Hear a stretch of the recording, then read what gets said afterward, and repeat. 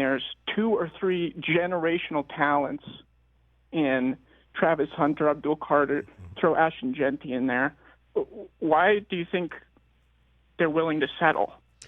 Well, I think what you're hitting on, Russell, an interesting word that you settled on the word settle, because that is the way I think everyone who it doesn't believe in Cam Ward's generational ability views he's being pushed up to the top of the draft board just because he's a quarterback and wouldn't ordinarily be at the top of the draft board if he was in a different draft, and so on and so forth, and that the Titans are settling for him.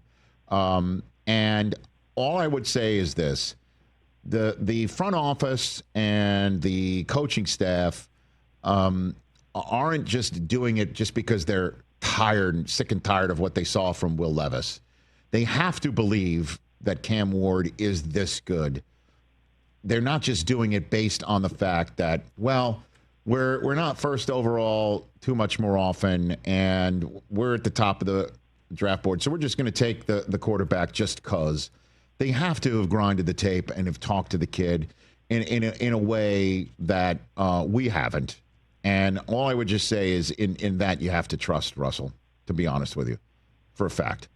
And I appreciate the call. That makes me feel, that makes me feel a little better. I'd say that Brian Callahan has not yet shown that he can develop talent. We somehow well, have a I mean, worse record honestly, Will Levis just may not be the guy. You know what I mean? And or he could be some other day in the same mode. And thanks for the call. In the same mode as Baker or Sam Darnold or Jared Goff, and somebody's got to get more time in, and then another opportunity, and then finds the groove. And Geno Smith, as we all know, had to wait a long time.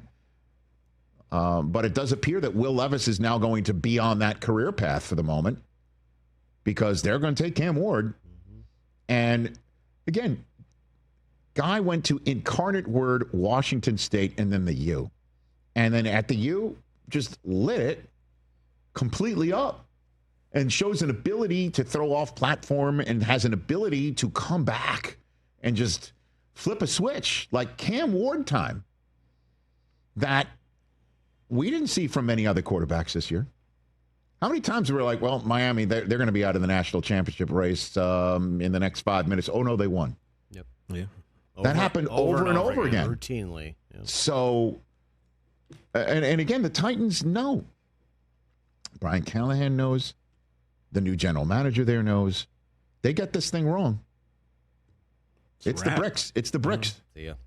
And I feel like Russell, Rich, I said this yesterday, if you know you have someone who can't miss, like everyone's saying Hunter is, why don't you just take him? Go for it.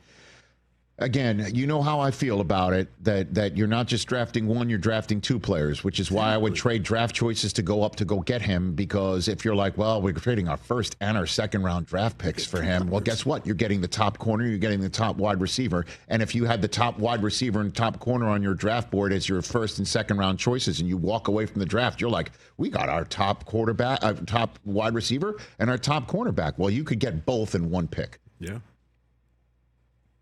So you know how I feel about it, but I'm not the one grinding tape and making the evaluation. And in terms of Cam Ward, as I mentioned on this show multiple times, on First Take on Thursday as part of the crossover with NFL Network, and I'll keep mentioning this because I like to flex. Back in the day, somebody took 3 different stops in their college football career. It's red flag. Yeah. What is going on? They must have gotten injured. They must have worn out their welcome. That's just the way of the world now. And a lot of these kids are coming in. You heard Kyle McCord basically say, I have been in the white hot spotlight of an intense fan base.